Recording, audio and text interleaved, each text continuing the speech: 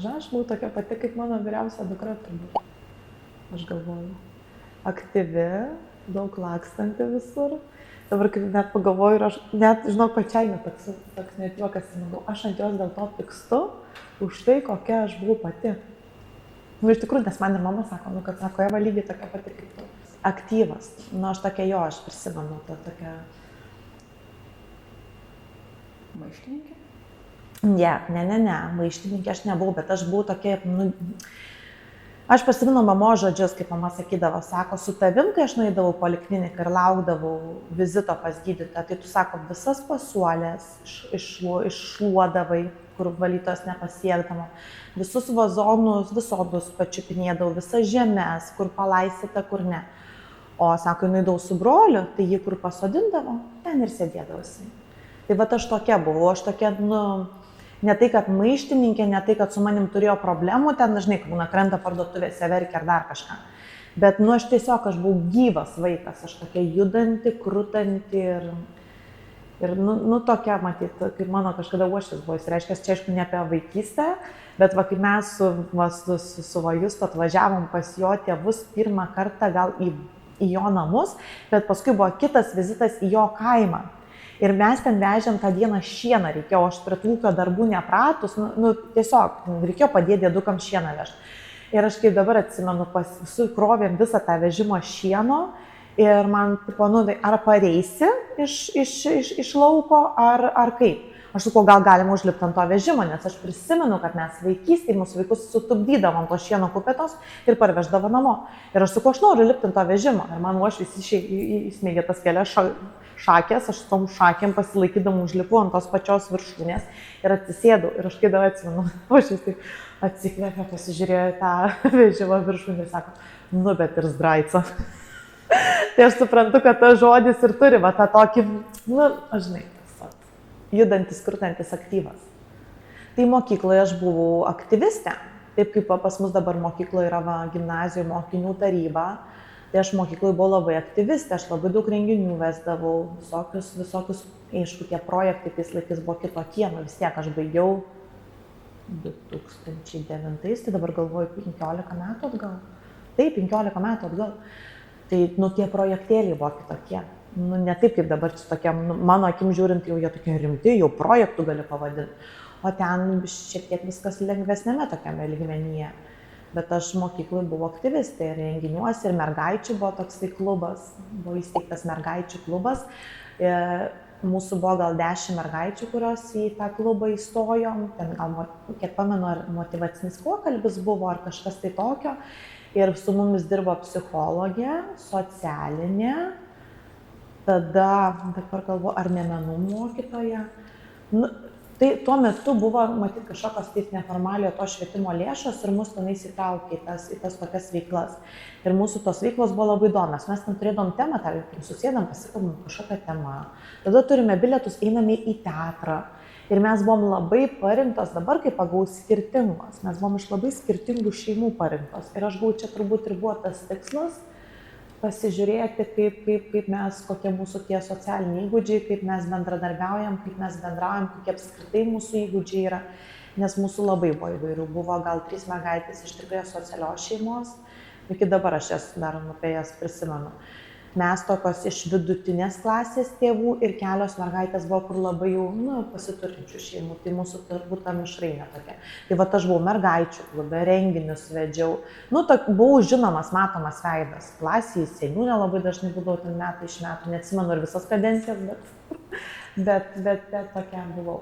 Nu, tokia ir ne visų gal mėgiama, žinai, nes ne visi mėgsta. Aš tai tą jusdavau, nes vis tiek mokytojai. Dabar, gal aš bent jau lyginu su tais mūsų mokiniais, bet aš kiek prisimenu, tai tų tokių moksliukų, kurie gerai mokosi ir dar daug daro viso kito papildomai, nu, klasėje tu nebūdavai labai mėgiamas. Aš tai tą atsimenu tikrai. Tikrai nebuvau ta populiarioji, kur, klasės siela, klasės siela, ne, aš tokia buvau, kur su kitų klasių atstovais, mūsų ratelis, kur mes renginius organizuojam, kur mes vedam, kur mes bendradarbiaujam, bet nebuvai tas. Pačioje institucijoje su tais, kurie daro panašia kryptimi kaip aš, tai vat mes bendravom ir buvom ratelis. Bet pačioje klasėje, tai čia. Aš tai manau, kad visą laiką dėl pačių tų mokinių savybių, vadinasi, arba jie norėjo būti ten, kur aš buvau, arba juos tiesiog dėl kažkokių priežasčių trigerino tą, ką aš dariau. Tikrai ne dėl manęs, nes aš nieko nedariau, kas atlieptų jų veiklą, kad kažkaip įtakotų, ar kažką iš jų paimčiau, ar laiką, tiesiog, tai čia grinai dėl jų pačių problemų, arba jie patys norėjo tą daryti ir neišdryso, arba elementarus, žinai, kaip sako, tu iššauki reakciją, tai ir matyt iššaukdavo mano tie renginiai, ta mergaičių to klubo veikla kažkokia iššaukdavo reakciją ir viskas. Ir kažkaip tais, arba aš nesugebėdavau atskirti, žinai, aš einu tenais, dirbu savo darbus, grįžtu čia į klasę ir čia pamokos ir viskas, ir per pertrauką turi kitų veiklų ir tu neužsiemi su tais klasiokais, nes nėra kada futbolą žaisti. Tas aktyvumas mokykloje išryškėjo paauglystėj. Nes tu žinai, kai mažiukai tai ką, eilėraštį prieš klasę padeklamuosi, prieš mokyklą eilėraštį padeklamuosi, šventėje kažką tais patinais pašoksi. Bet čia paauglystė, tai gal kaip paauglystė visi lyg ir turėtų būti lygus, o čia atsiranda vienas kitas, kuris pasako, kad šitam renginiui tu darysi tą, tu atneši tą, tu padarai tą. Ir tada aš nepasakau, kodėl tu man liepi. Aš gal šitas faktorius suveikia, nežinau. Diskutuotinas čia labai klausimas, galbūt. Jo, pas mus būdavo kaip Eurovizija, tai būdavo versmė vizija, nes versmės vidurinė mokykla, tai būdavo versmė vizija. Paskui būdavo kalėdinis ten tas renginys kažkoks, tai tada būdavo pavasario lyg tai šventė. Dabar nebe pavadinimų neatsiminsiu, bet tie renginiai tokie. Šimtadienis, gerai prisimenu, kaip šimtadienį pati scenarijų rašiau. Labai gerai atsimenu. Visą scenarijų, kas ką padarys.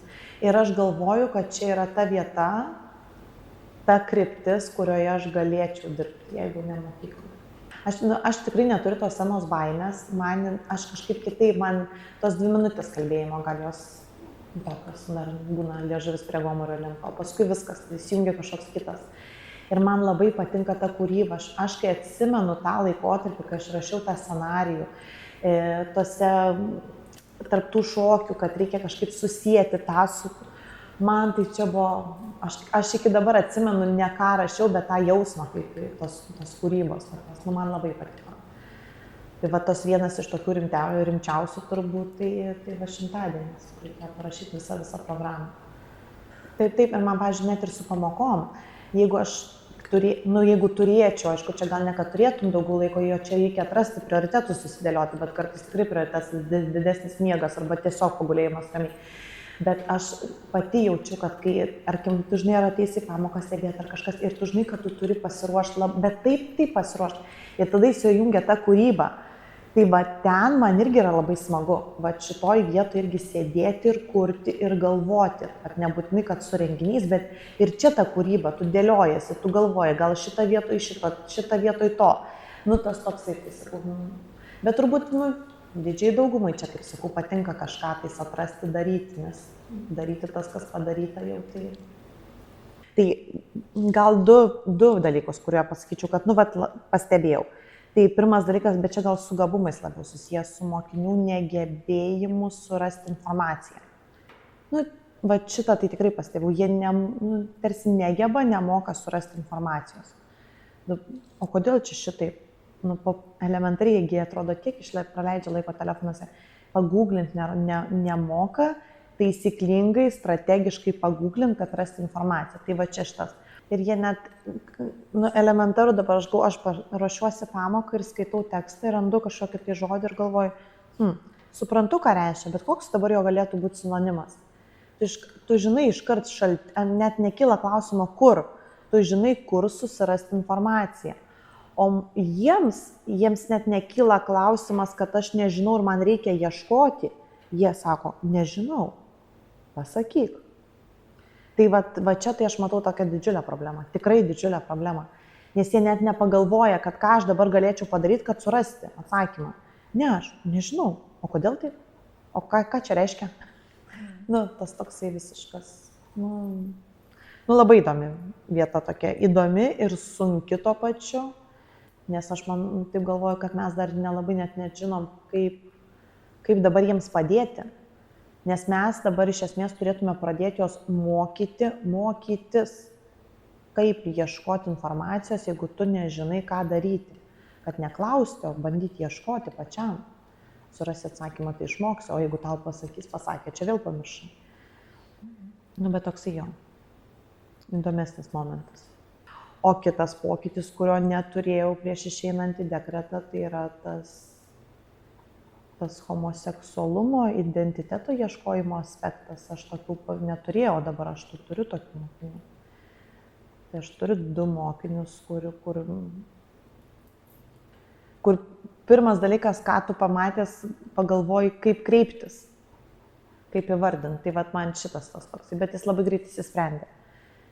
Tai su viena mokinė tai buvo taip, kad pas mane atėjo ir aš tiesiog nesupratau, ar aš kalbu su mergina ar su vaikinu. Tai aš labai greitai tada galvoju, kaip išspręsti tą problemą, tai tada paprašiau, kad pasakytų savo vardą, pavardę ir viskas, ir ta problema buvo išspręsta. O kitas pavyzdys, tai vaikinas, bet jis neprašė, jis niekaip kažkaip kitaip, bet aš mačiau, kad jis tarsi nejaukiai jautėsi mano pamokoje, nežinau kodėl, bet tarsi kažkoks toks, gal tik man tai pasirodė, bet kažkoks lyg nejaukumo aspektas, bet iki pat pirmos pamokos pabaigos, kai aš jį pagyriau už jo laisvę tokią, visišką lyg susikaustimas, bet to pačiu ir laisvė ir viskas, mūsų problema tai įsisprendė. Tai va čia tas toksai, tie tokie 2 dalykai, bet labai skirtingi, negebėjimas ieškoti informacijos ir tas, kad jau susidarėm su tuo visuomeniai. Aš tai galvoju, kad būtent žiniasklaida, socialinės medijos, visa tai turi labai didelę reikšmę šitai situacijai. Nes aš taip galvoju, kad kai tu garsiai pradedi kalbėti, tai tampa nebe kažkas tokio unikalaus, kažkas neįprasto arba įvardinamo kaip problema, ar dar kitur traktuojama kaip liga, nepagydoma kažkas. Tai tiesiog tampa mūsų dalimi. Lygiai taip pat, kaip sakau, elementarus pavyzdys, globalinis atšilimas. Kai pradėjom apie jį kalbėti, mes supratom, kad čia iš problemos mes su tuo susigyvenom. Kaip vyksta ir galvojame, ką daryti, kaip išspręsti. Lygiai taip pat ir čia mes turime homoseksualių žmonių, tai nėra nei problema, nei ką, bet yra reiškinys ir mes mokomės vieni su kitais gyventi. Aš tai suprantu, kad tiesiog, kai tu garsiai pradedi kalbėti, tada atsiranda tiek laisvė tam žmogui, kuris jaučiasi kitaip, tiek ir tiems įprastiems, kaip sakau, jau visuomenės normose nusistovėjusiems stereotipams. Mes vieni su kitais priprantam gyventi. Tai aš manau, kad tiesiog tas kalbėjimas, visas tas, kaip pavadinkim, ažiotažas, jisai ir supaprastina visą situaciją. Iš pradžių kalba, diskutuoja, tada visiems tampa visą tai žinoma ir viskas, tiesiog su tuo gyvenam. Per laiką, patirtį, aš tiesiog galvoju, kad čia yra laikas. Laikas, kalbėjimas, tos aktualios iškelimas ir viskas. Aišku, priklauso nuo kiekvieno žmogaus, kas kaip reaguoja, kitam gal reikia daugiau laiko, kitam reikia mažiau laiko. Bet aš tai galvoju, kad tikriausiai yra tas situacijos pačios buvimas lemia tai, kad mes prie jos priprantame. Ar vienokiu būdu, ar kitokiu, ar lengvesniu keliu, ar sudėtingesniu, ar vieni pripažįstame tą situaciją ir su ją gyvename, arba mes ją neigiame, bet mes vis tiek joje esame. Bet čia nieko nebepakeisi. Aš gal taip labai giliai nekapstyčiau, kodėl. Tiesiog, dabar yra tas laikmetis, kai labai svarbu yra turėti savo nuomonę ir ją būtina yra išreikšti. Tai aš kažkaip galvoju, kad čia turbūt nes jeigu tu neturi nuomonės ir jos tu nereiški, tai kas tu? Tai aš galvoju taip, tai va aš galvoju, kad tai turbūt ir lemia, tai kad vieni pasisako vienaip, kiti kitaip, vieni aštriau, kiti subtiliau, ar jaunesni, ar vidutinio amžiaus, ar vyresni. Bet čia tas yra toks laikmetis, kada reikia labai labai pasisakyti. Iš mūsų tarsi provokuoja, nes ir tavo socialinė medija, Instagramas, mes visur visi galim dalinti savo nuomonę. Klausia mūsų, neklausia, bet mes ją dalinamės. Ne visi, žinoma, kitokiomis formomis. Tiesiog visa tai apie mane, aš esu pasaulio centras. Ir visame tame pasaulio centras ir visame, kas aplink mane, aš jau tada kai aš galvoju, kad turbūt aš esu pats svarbiausias, tai aš tada labai leidžiu savo vertinti. Šiti nebežino, jie berniukai ar mergaitės. Šiti nebežino, ką daro. Nu, tada toksai įsijungia kitas mechanizmas, toks labai individualizmo laikotarpis, tarsi nebe bendruomeniškumas kažkoks, kad mes visi vienodi, visi lygus esam. O dabar toksai aš toks, tu anoks ir aš tarsi turiu teisę vertinti už tai, kad tu esi kitoks. Nu, toks laikas. Man atrodo, kad dabar toks laikas. Jeigu čia būtent apie tą lyčių klausimą, homoseksualumą. Tai tiesiog susilaikyti, jeigu tavęs neklausia. Nes tas tavo pasakymas, ta tavo replika arba tebūnie tai labai mandagi ir diplomatiška rekomendacija, kitam gali būti labai didelis įžeidimas ir smūgis. Tai nuo savęs. Aš kažkaip irgi savo nuomonės labai daug nereiškiu ten, kur manęs neklausia arba ten, kur aš nemanau, kad ta mano nuomonė bus kažkaip labai apsvarstyta. O jinai bus tiesiog paleista į orą kaip tiesiog, kad buvo nuomonė. Tai aš kažkaip reikia pradėti nuo savęs. Savo rate mes visi kalbam. Kaip girdėjau gerą labai citatą iš filmo, kad sako, mes taip pavargom nuo savo problemų, kad mums daug įdomesnės yra kitų. Tai mes visi vienas apie kitus pašnekam, padiskutuojame, bet priklauso kokioj tu erdvėje ir kaip tu žinai, kad ta informacija saugiai bus. Jeigu tu tiesiog viešai ir garsiai reiški savo nuomonę, tai ta nuomonė kitam gali būti ir įžeidimas. Tai aš šitą atsimenu, tas replikas tokias, kad tugi mergaitė, tugi turi būti tvarkinga, tavogi plaukučiai turi būti sušukuoti tvarkingai, tavo stalčius turi būti tvarkingas. Tai va šitą gal tą tvarkos, bet čia tos tvarkos, tai turbūt disciplinos tame pačiame yra, kad viskas turi būti savo stalčiukuose. Aš tai tą tvarką dar žiūriu tokia perkeltinė prasme, kad iš esmės viskas turi būti stalčiukuose, labai apgalvota, protingai, tiek tavo išvaizda turi byloti, kad tu esi mergaitė tokia, nes tarsi vyrukams galima susitaršiusiems ir nesusišukavusiems vaikščioti, o mergaitai turi būti kasytė supinta, bantas, įsektas, gražus ir tavo spintelė irgi turi viskas būti gražiai sudėliota. Tai aš tikriausiai šitą atsimenu iš šito tvarkingumo. O iš kitos pusės dar atsimenu ir tą, kad aš, kadangi buvau labai aktyvus vaikas, aš buvau ir labai, kaip pasakyti, toks staigus judesiuose vaikas. Ir aš prisimenu tos mūsų su broliu konfliktus, kad mes ar apsistumdydavom, kaip vaikai, kai mokosi, kaip sakau, viens už kitą kovot.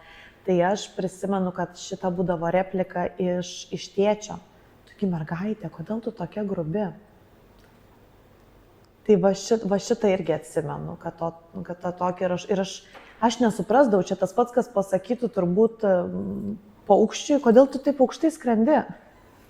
Man tai prigimtinis dalykas, aš tokia. Ir aš lygiai tą patį dabar atvaizdą matau savo vyriausiojo dukroj. Jis yra tiesiog iš prigimties greitesnė, jos judesiai stipresni, jinai tokia padėties šeimininkė nori būti visur ir ne tik tai savo mintimis, bet ir kūno kalba viskuo parodo, kad jinai. Tai aš šitus turbūt bekalbant vis dar taip pagalvoju, bet tikriausiai šitus du. Kad lyg ir vieną turi daryti, nes taip yra tikimas iš merginų, iš moterų tvarkos, disciplinos, nes tarsi vyrams leidžiama kažkas kitaip, o iš kitos pusės kaip nedaryk, tai stenkis būti ta švelni, nuolanki. Aš jau čia taip bandau praplėsti tą mintį, bet aš suprantu iš to mano tokio staigumo, kad moteris ne apie tai. Moteris yra apie švelnumą, tokį pūkuotumą. Aš turbūt galvoju, kad tai irgi padarė įtaką visos šitie komentarai. Tie tokie, aš galvoju, kad tikrai, nes man ir iki dabar aš labai žaviuosi ir aš galvoju, kad vis tiek ta aplinka, kurioje tu augai, tie žodžiai, kuriuos tu girdėjai, jie vis tiek kažkada kažkur nusėda ir kažkada jie tą duoda atsaką. Tai aš nežinau, ar man dėl to, kad man tai pasakydavo, tai nebuvo nuolatinis, bet tai, komentaras. Tai ar dėl to, kad man tai pasakydavo, o gal tiesiog iš kažkur iš išorės, vėl nepaaiškinam, bet man iš tikrųjų aš labai žaviuosi moteriškomis moterimis, nes aš savyje neįžvelgiu labai daug moteriškumo. Aš tokia, o aš labai žaviuosi tomis moterimis, kurios tokios, jos atrodo net kaip šneka, tai viskas plaukia, jų sėdėjimo poza, viskas, tiesiog va tokiomis aš žaviuosi, kurios yra labai, labai moteriškos. Bet iš kitos pusės, man labai norisi, kad tame moteriškume būtų ir labai tas griežtas kumštis, kad žmogus žinotų gyvenime, ką daro, kaip ir kodėl. Tarsi, kad būtų, lyg ir eitų per podiumą visa graži, kaip ir tokia, ir plaukianti, ir visa kitokia, bet kad ir turėtų ir galvoje, ir savietos masė. Bet man iš tikrųjų, aš labai žaviuosi tomis moterimis, nes kitos būna labai moteriškos ir tu net norėdamas, tu neperimsi tų savybių, čia turbūt įgimtos yra. Tas toks minkštumas situacijose, nuolankumas, kad ir literatūrose daug kur sakoma, pagalvok prieš sakydamas, apmąstyk, moteriai dera, daug kurgi tie stereotipai, nutylėti, leisti vyrui pabaigti konfliktą ar kažkokią tais nemalonę situaciją, tą aptarimą, neįsiterpti, neprieštarauti. Tai aš lyg ir žaviuosi to tokiu, nes man atrodo, kad tam, kad taip pasielgti, tai arba tu turi toks gimti, arba taip kaip aš tokia nesu, ten kiek reikia turėti savyje stiprybės, logikos, kad visą nugalėti savo tą pradą, prigimti ir visą tai pažiūrėti va taip. Tada leisk tikėti vyrui, kad jis yra padėties šeimininkas. Bet leisk tikėti. Tikėjimas yra varomoji jėga. Taip, ir žiūrėk, ir tada tu išvengi visų konfliktų. Jeigu tu taip apžaidi gražiai ir tu leidi tikėti, kad taip, kaip jis pasakė, taip ir bus, bet tu visame tame paskui apžaidi taip, kad tu pasidarai taip, kaip tau reikia, tai ir jis laimingas, nes jis vis dėlto padėties šeimininkas, bet ir tu laiminga, nes tu galutiniam rezultate gavai to, ko tau nuo pat pradžių reikėjo. Bet visame tame apžaidime, kiek reikia va tada to moteriškumo, lankstumo, išminties, kokios reikia, stiprybės, nes mano asmeninės savybės tai būtų aš taip ir į taikinį. Aš nemoku, va taip, mokausi gal dar. Kartais pavyksta. Turiu keletą pavyzdžių, bet ne įrašai. Kur tikrai yra keletas pavyzdžių, kur labai didžiuojasi savimi, kad aš sugebėjau apžaisti situaciją ir pasidariau taip, kaip man reikia. Ir taip, kaip aš noriu, ir net ne kaip aš, bet kaip mano šeimai reikia. Iš esmės taip, kaip reikia mano šeimai.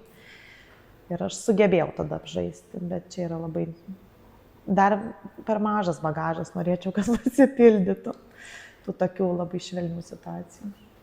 Tai aš net ir su mama paskui pasitikslinau po pokalbio su tavim, aš buvau tikrai 2 klasėje. Ir mano mama yra medikė. Ir mano pat pirmų mano pienių dantų kritimo, jinai organizuodavo tą dantuko iškritimą. Ir jinai visą tai darydavo su siūlu. Ir man ta procedūra, man iki dabar net šiurpas eina. Man tai yra tokia nemaloni procedūra, tokias minties šuolis, kad aš net dabar savo vaikų klibančių dantų pažiūrėti negaliu. Ir man ateina parodyti, mama, kliba, aš nusisuku. Man padarė traumą. Kai dabar populiaru apie vaikystės traumas, tai man tai yra, tiesiog tai yra ne mano vieta. Ir mano mama tos dantukus ištraukdavo su siūlu. Ir man tai buvo labai nemaloni procedūra. Tai ryšium su tuo, kai man pradėjo klibėti viršutinis, priekinis tas dantis didžiausias, aš nuėjau mokykloj tais laikais buvo dantistas. Ir aš per pertrauką išsitraukiau ne vieną, bet abudu. Nes kitas klibėjo vos. Bet aš paprašiau, kad ištrauktų abudu. Mano moteriškasis pradas toks stiprus.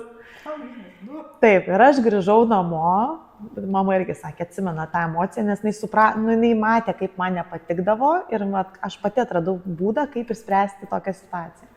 Ir aš grįžau be tų 2 priekinių dantų. Ir po savaitės gal laikotarpio vyko fotosesija mokykloje klasės. Ir aš įprastai nuėjau papuošta su uniforma, su gražiu dideliu kaspinu, pasodino mane į pirmailę, aš nusišypsau, nufotografavo ir paskui gavom tą galutinę nuotrauką klasės ir aš parsinešiau namo. Ir aš gerai prisimenu namiškių reakciją savo tėvų, kad kodėl tu šypsojasi.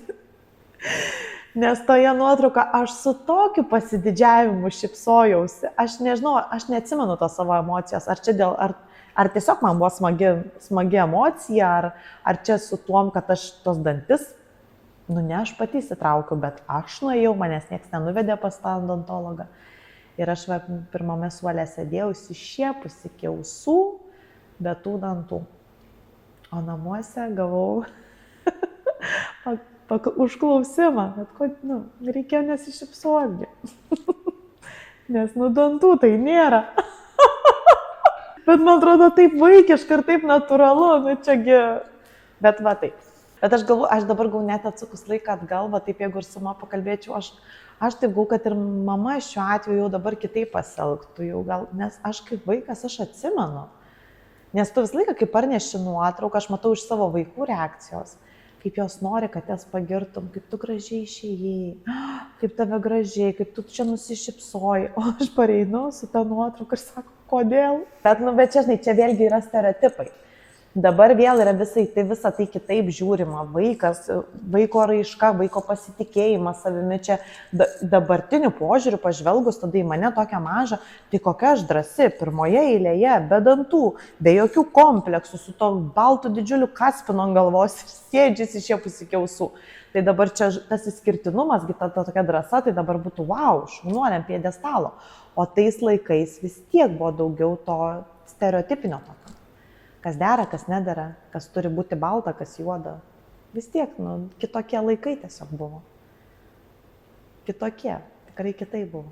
Aš apskritai galvoju, kad man, nepaisant tų dantukų replikos, man tėvai sudėjo labai stipres, tokias pamatinės vertybės. Aš labai savim pasitikiu. Aš gal vietomis net per daug save sudievinu. Man taip atrodo, kad kartais tas kritinis mąstymas kažkur taip iššiltus kraštus. Tai aš turbūt gal ne kad moteris, bet tiesiog aš, kokia aš šaunuolė, nes aš taip galiu, aš tai padariau. Aš pergyvenau čia apie bet ką, bet kokią situaciją paėmus, aš labai dažnai savyje jaučiu tą prieš kažkokį svarbų momentą, lemtingą ar pamoką, ar įvykį, ar egzaminą, ar atsiskaitimą, lyg ir baimę, bet savyje visą laiką aš jaučiu tą tokį, kad aš tikrai padarysiu ir aš galiu. Ir kai aš padarau, tai toksai, ašgi žinojau. Tai aš gal ne kad su moterim, nes kaip su moterim galvoju, kad suvesti turbūt nelabai. Bet tiesiog kažkurioje vietoje tėvai sudėjo teisingus pamatus. Ir kartais pagalvoju, kaip. Nes ir aš tik norėčiau savo vaikams to tokio pasitikėjimo savimi, kad tu žinotum, kad tu viską gali. Kad tu tikrai gali. O jeigu kažkas ir nepavyks, tai patirtis. Ir tik tiek.